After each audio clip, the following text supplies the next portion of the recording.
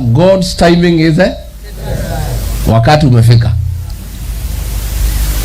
Sisi tuko na shukurani kubwa sana kwa jamii ya Wakamba, kwa kiongozi wetu Kalonzo Musyoka Stephen, kwa chama cha Wiper, kwa maseneta hawa wetu, kwa wabunge wetu. Mumetuonesha sisi urafiki wakati tunatiwa aibu na wale ambaye tulisaidia. Nyinyi hatukusaidia nyinyi, tulisaidia wengine. Wametugeuka, saa ile wanatutesa, nyinyi mumekuja kusaidia sisi. Sisi ni watu ya shukurani sana.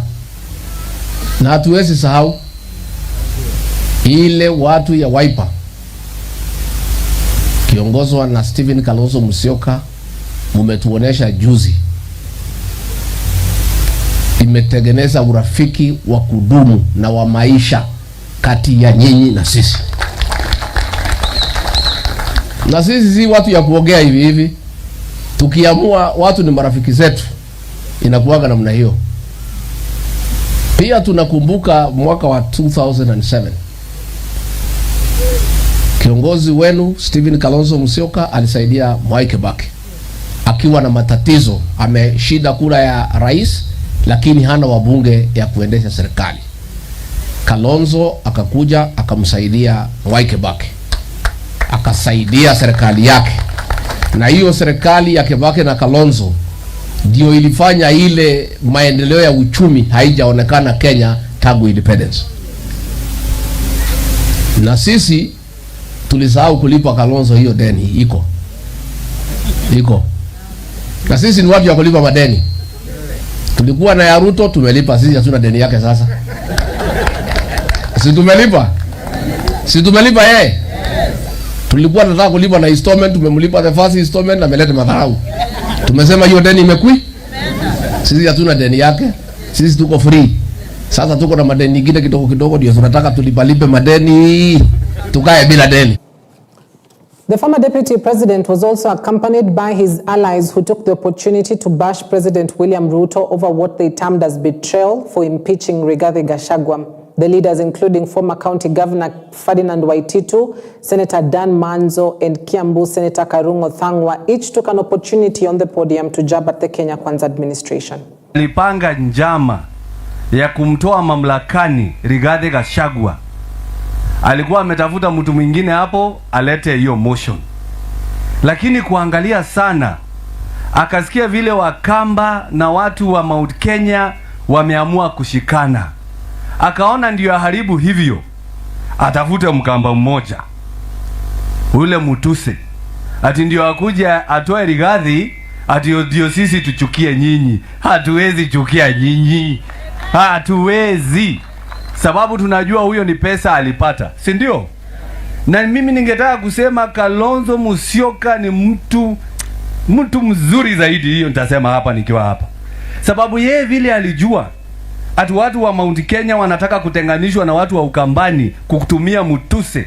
Akakimbia sana, akaambia watu wa chama ya Wiper, msipige yes, mpige no, ndio Gachagua akue kwa kiti. Na ndio maana tuko hapa na Maanzo. Huyu alipiga no, mpigeni makofi huyu. Yeye alikuwa representative wetu. Na ndio unaona saa ile Ruto amemfanya vile amefanya. Sisi wote wacha niwaambie jamii ya Wakamba, kutoka mtoto hata wale wajazaliwa na wazee na wasichana na wamama, sisi tumetoka kwa Ruto 100%. Hatutaki kuona sura yake hata kidogo. Watu wengi hata TV ikifunguliwa wakiona ni Ruto wanazima, kwa sababu ya kitendo ile ametufanyia. Amefanyia Rigathi aibu kubwa. Rigathi amesimama akasema, mzee, kama nimekosa nisamehe. Imagine, na hawezi sikia na anasema ni Mkristo. Kweli mtu ni Mkristo kweli? Meru County Governor Kawira Mwangaza has been given a lifeline after the High Court extended orders blocking the Senate's decision to impeach her. High Court Judge Bahati Mwamuye ruled on Wednesday that Mwangaza's application has met the threshold required for the extension of the orders. The court further noted that public interest warrants the extension of the orders adding that if the orders are not extended, then the petition will be rendered nugatory if Mwangaza wins the case. The court was told that Mwangaza would suffer prejudice and that the petition will be an academic exercise. This means that the case will be heard fully and the matter will be mentioned on December 20th. The ex parte conservatory orders issued by this court on 21st August 2024 are confirmed and extended for a period of 120 days from the date hereof, and in that time the petitioner shall continue to serve as the governor of Meru County with the proviso that the judgment in this matter may be rendered before the lapse of those 120 days from the date hereof. D, each party to bear its own costs for the two applications. And finally, E, directions on the hearing and determination of the petition within the period set out in C above shall be issued by this court immediately after the delivery of this ruling.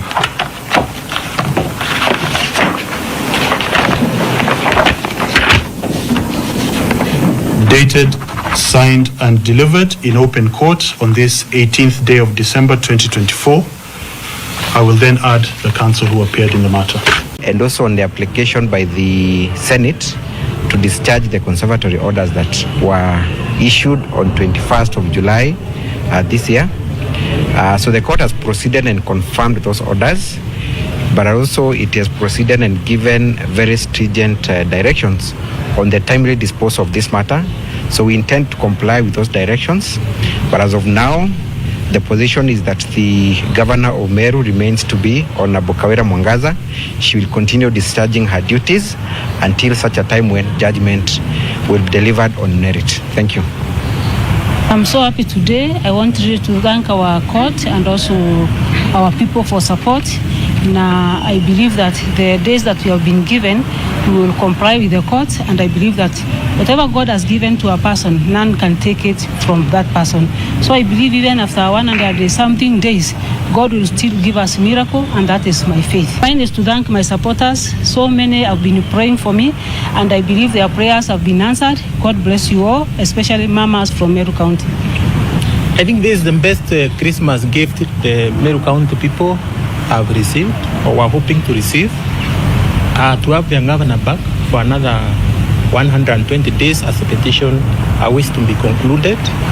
And I think it's also a big win for the entire country, because this matter was, the decision on this matter was going to affect not just the governor of Meru County, but the entire country in terms of the way matters are supposed to be decided concerning impeachment. We wish to thank the court for being bold and upholding the rule of law. That to us is very important, because there was a lot of public attention in this matter, but the court was guided by the Constitution and the laws of Kenya, and we wish to thank the court for upholding the rule of law in this country. A fierce fire destroyed property of unknown value at the Modern Furniture Pacific shop in Ruiru, Kiambu County. Police and witnesses said the fire broke out on Wednesday at around 7 a.m. inside the furniture store before spreading to other sections and burning several pieces of furniture. No injuries were reported, police said, after the fire was contained. However, property worth millions of shillings were destroyed. Area residents joined a rescue operation to extinguish the fire as the building was engulfed in flames. Some watched from a distance as the fire spread before a team of firefighters from Kiambu County arrived at the scene and contained the spread. When we arrived here, we thank God that there was no casualties. When we checked on our incidents report, we tried to combine everything that our first members of the site, that is the police officers, they were here. They did a good job together with some of the workers of the Modern Furniture. And we want to tell people, when such an incident happens, it's not a time for you to get free things. You come and steal property that are worth money. It's not good. First thing, think of saving your lives. Think of saving that other person's life.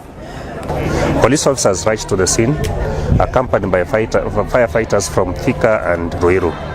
The fire was contained several furniture and timber were burned down. We are told during the incident there was some welding work going on, and during the night, as from 11 p.m. we had a blackout, which resumed at the power resumed at around 6:00 hours, and this is exactly what happened. The incident happened at that time. So maybe we suspect it might have been related to the blackout and the works that were being done. So mimi naambia client wetu wasistuke wenye wameoda vitu online, vitu zao timeline yetu yenye huanga unapatiwa ukionda kitu Modern Furniture Pacific still remain the same. Hakuna kitu inachange. Ile duka imeguzwa tu kidogo, ni duka ya branch ya Nairobi. Imeguzwa tu kidogo, but by tomorrow duka zitakuwa open. Hakuna hautakuja useme unataka kumake order ukose. Hautakuja kwa duka yetu useme nataka kitu fulani ukose, because hakuna showroom haijashomeka, hakuna kitu ya showroom imeshomeka. Ile imeshomeka ni factory mzima imeshomeka. So mi fear yangu ni watu wenye wanakulaga factory ya Modern Furniture Pacific. More than 300 pupils saa hii wako desperate. Hawajui wataenda wapi. Hawako kazi. So naomba Mungu saa hii atupee nguvu tuweze kuendelea na tuone space haraka kabla hii ijengwe, tukue na space nyingine ya kujengea so that kazi isisimame. Now, a call to action has been made to the Kenya Kwanza government to be transparent and respect the rule of law. A movement of young patriots stemming off the recent anti-finance bill protests has accused the government of abductions, threats, harassment and vile corruption. The group says they will be conducting nationwide civic education to register 10 million new young voters to vote out the current crop of leaders in 2027. I'll go ahead and read our statement. Kikao Secretariat, a youth-led movement led by the Executive Director Bright Shitemi, has put the government on the spot over the alleged state-sponsored abductions, extrajudicial killings, Independent Electoral and Boundaries Commission reconstitution, and Kenya's national debt. Dear Kenyans, fellow patriots and media fraternity, the group is now calling out the government, accusing it of impunity while interfering with the constitutional right to picket. The young leaders want government to come clean over the missing 3 from Isiolo and many more since the Gen Z demonstrations were held, as well as take responsibility for the lives lost in the protests due to police brutality. Their graves, the continued lack of accountability and justice, and the tears of their loved ones are a painful reminder of a government that pays lip service to the plight of its people. Rex Masai and the rest were not criminals. They were patriots for standing against a system that continues to crush the hopes of millions of people under the weight of taxes, corruption, and lies. The Isiolo 3 are still missing. These were young people abducted on the 6th of July 2024. We still do not know where these young Kenyans went. There's more missing that we probably don't even know.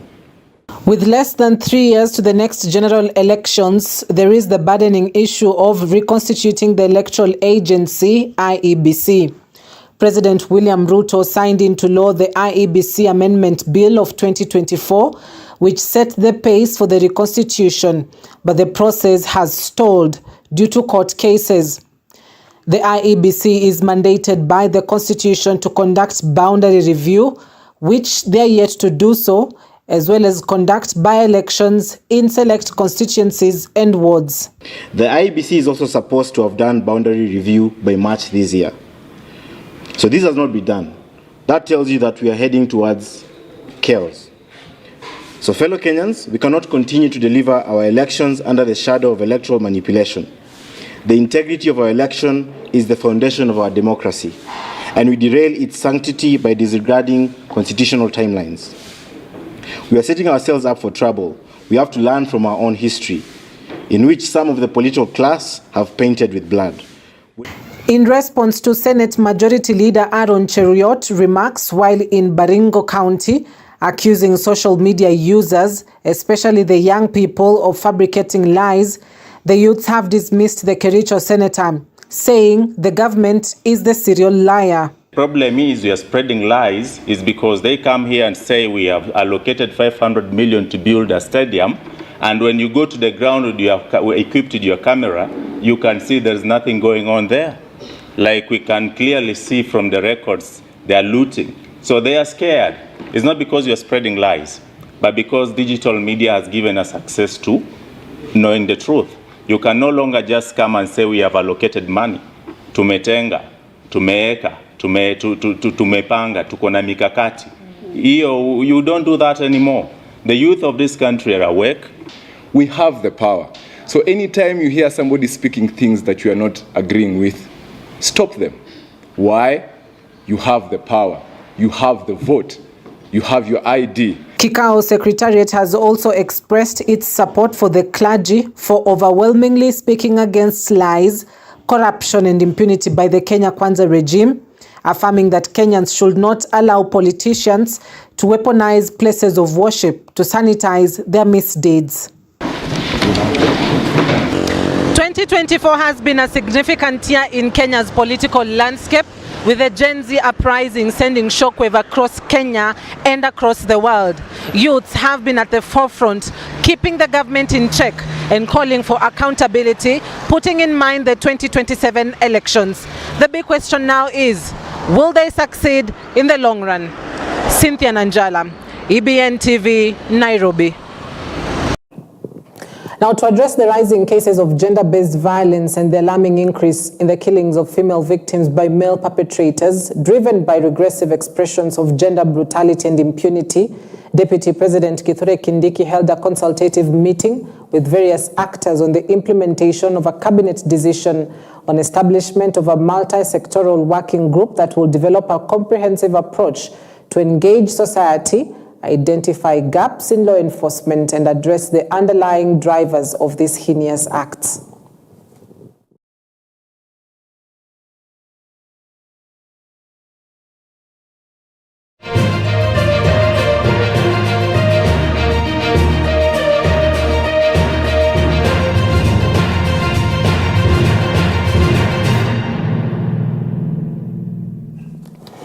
Let's get sporty now. The chairman of the FKF branch in Mombasa County, Almini Ahmed Abdallah, says that the conflicts in the soccer leadership were the cause of the decline in the level of soccer in Mombasa. Alamin said this at a meeting with organizers of the Mombasa Youth Tournament that ended about 2 weeks ago in the Changamwe constituency. The chairman asked the organizers to have close cooperation with the elected office of FKF for running their competitions. In addition, Alamin has praised the committee for showing their strength and ability to prepare for the tournament. However, he added that the time has come to now see that all sports stakeholders come together to ensure that soccer is run as a joint. Nonavo wrangles ndo zimechangia pali pakubwa sana the last 4 years, ambapo zina confuse viongozi kuwa hawajui wanyoshe mkono wao upande gani, na wrangles kubwa ni kuwa kulikuwa kuna association leagues na pamoja na FKF leagues.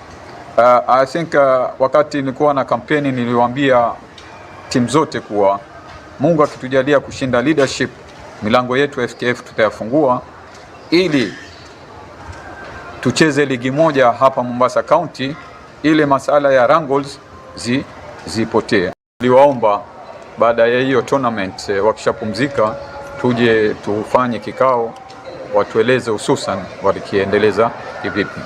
Na leo nashukuru nimekaa nao round table, wakanieleza kwa mapana na marefu, and I think nimefungua milango ya FKF to them, tushirikiane pamoja, wawe affiliated to FKF ili future kuwe na future for those youth.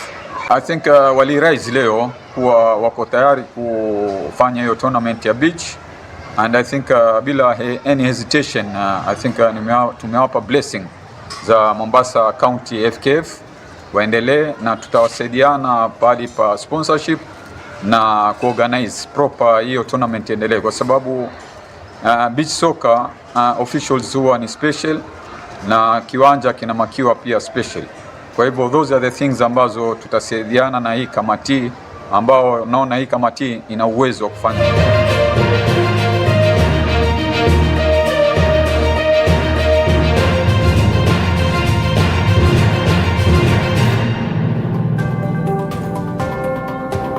All right, so that is where we wrap it up tonight. Thank you very much for watching. I hope you're up to speed with what is making headlines across the country. Have yourself a wonderful night. My name is Cynthia Nanjala.